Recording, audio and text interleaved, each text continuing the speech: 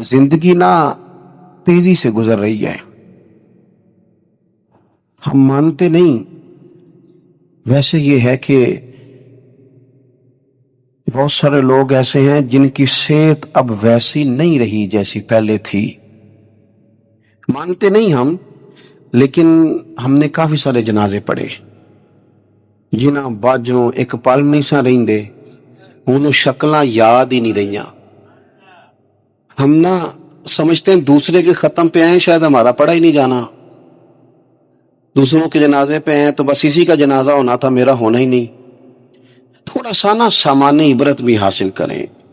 Light बंद करके भी रात को सिर्फ मोबाइल ना देखा करें, 10 को मिनट ना सोचने पे लगाएं कि अगर आज जाना पड़े रब की बारगाह में तो मेरी को तैयारी है। थोड़ा सा अपने ऊपर गौर करें। मैं आपसे अर्ज करूं, एक टाइम पे बंदा बिल्कुल अकेला रह जाता है, बिल्कुल। मैंने देखा है कि बुजुर्ग अगर बीमार हो गए तो बच्चे एक दूसरे से मशवरा करते हैं कि आज तू रहना है तो कल फिर मैं अस्पताल रहूंगा।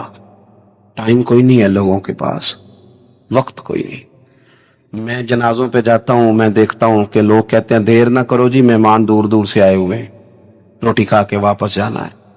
नहीं ये पूछता कोई भी। खत्म हो आओ पईयां दिस दियां जे कबरां जिन्हां ते फुल पे, उधरों कोई भी नहीं आमदा, इधरों ते लखां गए। कोई बड़े बड़े नामी गिरामी लोग थे, हमसे ज्यादा इश्तिहार छपते थे, बड़े रौले थे, किधर हैं वो आज? खत्म हो गई बात। थोड़ा सा ना जाने की तैयारी भी, वो कुछ पैसे नहीं साइड ते सियाने कहंदे रख छड़ने चाहिए ने, मुश्किल आ जाए ते काम आउंदे ने। इस तरह कुछ नेकियां भी साइड पे रखें, किसी को पता ना चले, ताकि कब्र में हशर में काम आ जाए। कुछ चीजें साइड पे। मेहरबानी करो, इतना ज्यादा दूसरों के लिए जीना, हर वक्त दूसरों की बात करना, अपने आप को टाइम दो। हजरत उमर फरमाया करते थे, अपना हिसाब कर इससे पहले कि अल्लाह तेरा हिसाब करे। तो अपना हिसाब कर, कुछ ड्यूटी करें, कुछ थोड़ा थोड़ा काम करें।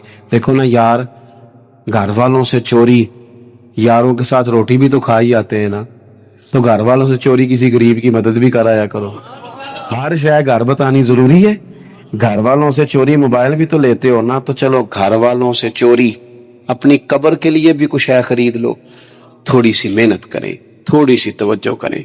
देखो मैं आपको सही बता रहा हूं, एक वक्त ऐसा आता है हालात बंदे के ऊपर नीचे होते रहते, एक टाइम ऐसा आता है कि यूं लगता है कि साया भी साथ नहीं। फिर दुआओं की जरूरत पड़ती है, रब को मनाने की। तो मेरे नबी पाक अलैहिस्सलाम ने फरमाया, सुखों में दुआएं ज्यादा मांगा कर, अल्लाह दुखों में तेरी जल्दी कबूल करेगा। ये जो आराम है, आसूदगी है, आराम से बैठना है, खाना पीना अच्छा घर होना चाहिए, तंग कोई ना करे। तो हजरत इमाम हुसैन तो मस्जिद नबी के खतीब है, हुजूर के रोजे पे बैठे, लोग पलके बिछा के सलाम करते, तो ठीक है बैठे रहते, मौज लगी हुई थी, क्या जरूरत थी। लेकिन इमाम अली मकाम रदी अल्लाह तआला अन्हु ने मकसद दीन रसूल पाक से सीखा था। अपनी जिंदगी में आगे बढ़ना, कुछ जद्दोजहद करना, मिल्लत के लिए, कौम के लिए, वतन के लिए, अपनों के लिए कोई कोशिश करना, हिम्मत करना, निकलना, और अपनी जात से उठकर थोड़ा सा सोचना, ये म्यारे दीन है। कोई काम इंसान जिंदगी में करे। हम यहां तो कुछ करते नहीं, और अगर करते भी हैं तो वो क्या है भला? मर्जी के कपड़े खरीद लो, मर्जी के जूते ले लो, मर्जी का मकान बना लो।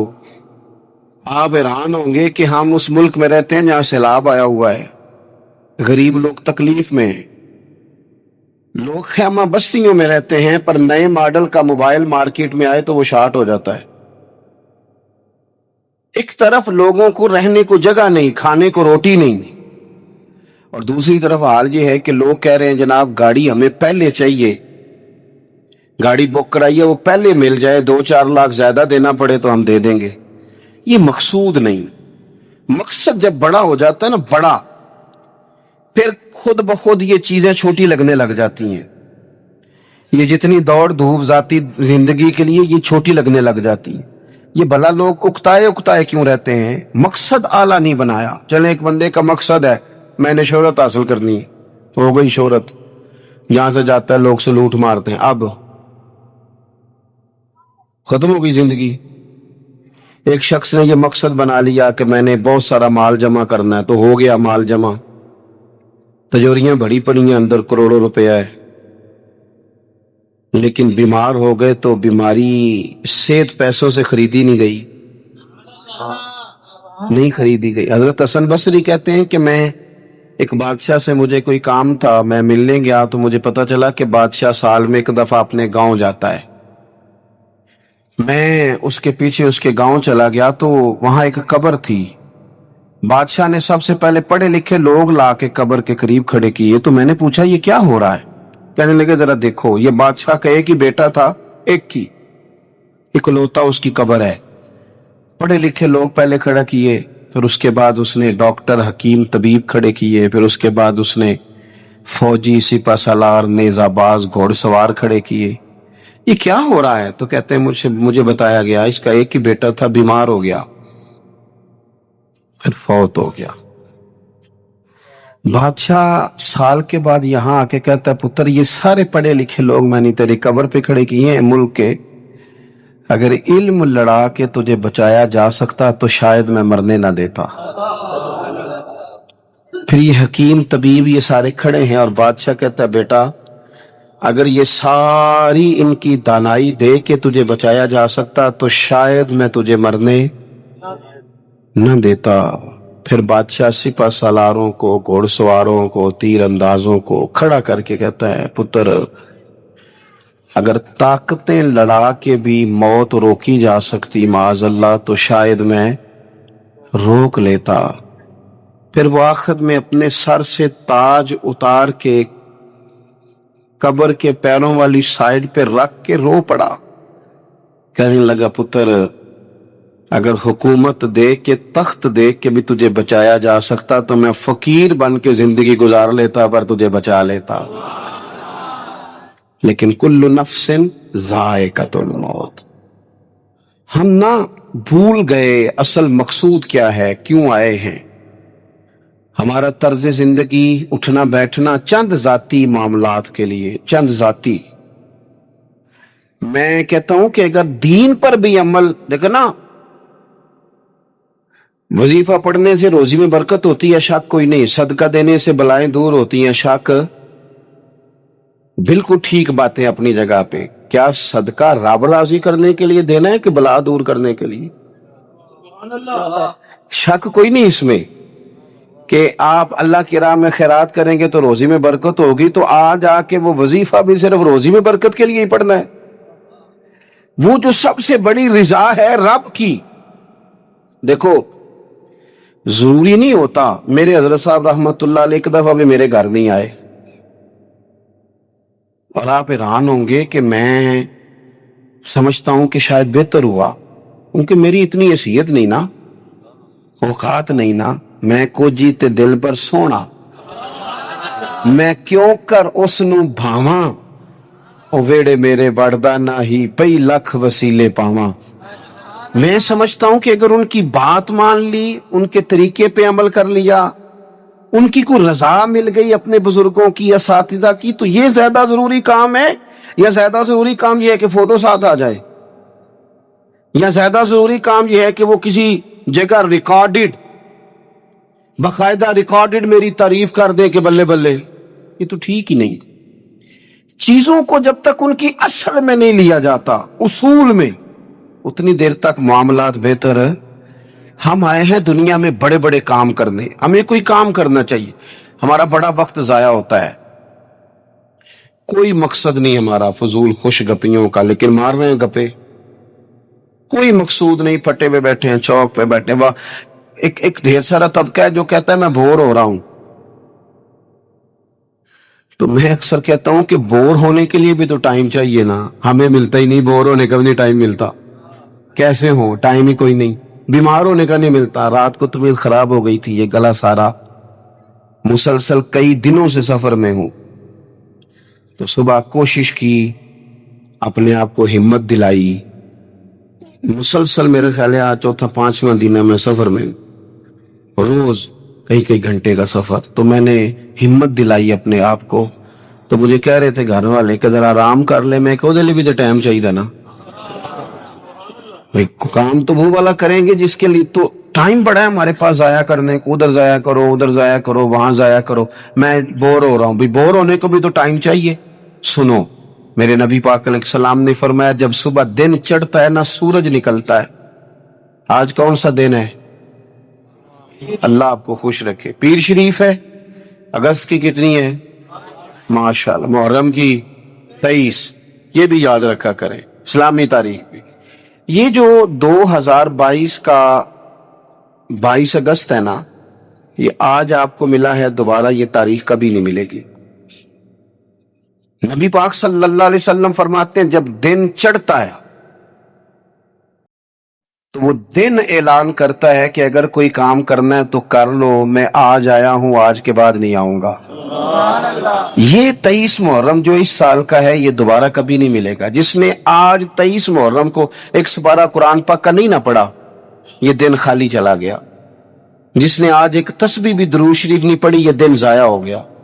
جس نے آج کسی غریب کی مدد نہیں کی، کوئی درود پاک نہیں پڑھا، اس کا دن ضائع ہو گیا.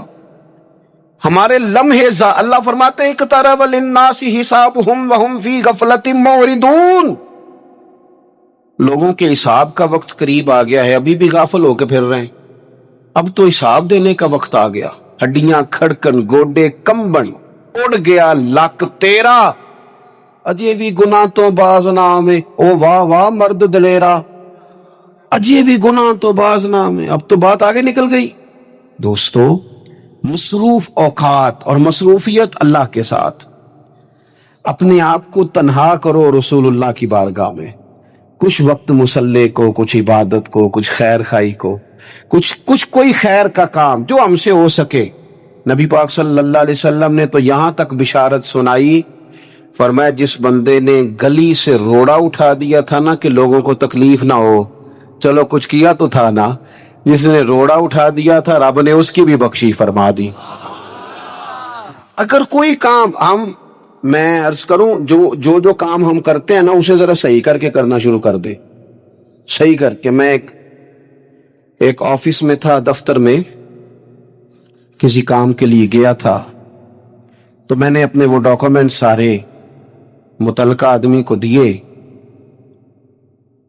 وہ مجھ سے کہنے لگے کہ ایک فلاں کاغذ آپ کا کم ہے، آپ کو دوبارہ جانا پڑے گا اور اپنے علاقے کی جو آپ کی یونین کونسل ہے وہاں سے فلاں کاغذ آپ بنوائیں گے، پھر آپ کا کام ہو جائے گا.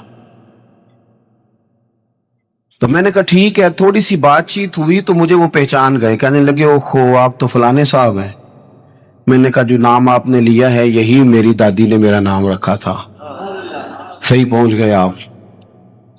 وہ کہنے لگا اچھا آپ ہیں، آپ بیٹھ جائیں. میں بیٹھ گیا. انہوں نے خود ہی وہ کوئی کمپیوٹر سے چیزیں ٹائپ کریں اور وہ ایک فارم نکالا، مجھ سے سائن کرائے. کہنے لگے آپ کا کام ہو گیا، آپ تشریف لے جائیں. میں نے ان سے کہا کہ شکریہ تو میں آپ کا ضرور ادا کروں گا، پر میں زیادہ خوش نہیں ہوا. میرے پاس 2 لوگ تھے، گاڑی بھی تھی، میں بھیجتا، یہ کاغذ آ بھی جاتا، علاقے میں بھی فون کرتا، مجھ سے محبت کی جاتی ہے، مجھے فارم جلدی مل جاتا. اس کا مطلب ہے آپ سیٹ پر بیٹھ کے بڑے کام کر سکتے ہیں پر لوگوں کے کرتے نہیں. آپ پھیرے لگواتے ہیں، یہ لے آؤ وہ لے آؤ. آپ جہاں بیٹھے ہیں بڑے مسئلے اگر آپ اپنی پہنچ سے کوئی حل کر سکتے ہیں. اور پھر میں نے کہا اگر آپ پسند کریں تو میں آپ کو حضور کا ایک فرمان، اگر آپ سمجھنا چاہیں تو، غور کرنا چاہیں تو ایک فرمان عرض کروں. میرے نبی پاک علیہ السلام نے فرمایا جو بندہ بیواؤں کی مدد کے لیے نکلے، یتیموں کی خدمت کے لیے نکلے. یہ سرکاری ملازم فوت ہو گیا تو بیوی کے لیے بڑی مصیبت نہیں بن جاتی؟ ایک تو دن عدت کے، پھر کاغذ بنوانے، پینشن جاری کرانا، بچوں کے لیے مصیبت نہیں کھڑی ہو جاتی؟ فرمایا جو بندہ بیواؤں کی مدد کے لیے نکلے، یتیموں کی مدد کے لیے نکلے، غریبوں کی خبرگیری کے لیے نکلے، میرے رسول کریم علیہ السلام فرماتے رب اسے اتنا ہی ثواب دے گا جتنا اپنے رستے میں تلوار لے کے جہاد کرنے والے کو ثواب عطا فرماتا ہے.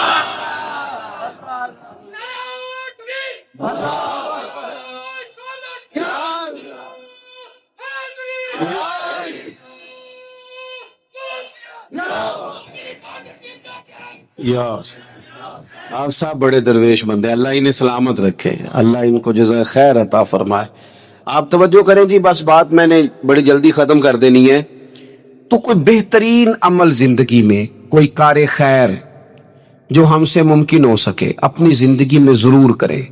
کوئی ایسا کام کر جائے، کوئی ایسا کام دیکھیں نا، نبی پاک علیہ السلام نے فرمایا، آپ میری طرف دیکھیں جی، تھوڑے تھوڑے آگے ہو جائیں، نہیں پیچھے دیکھے نہیں، او ہو کہا کچھ ہے کر کچھ رہے ہیں۔ میں نے کہا ایک ایک قدم آگے ہو جائیں جتنا ہو سکتے ہیں۔ اچھا آگے ہونے کو کہا، پیچھے دیکھنا شروع کر دیا۔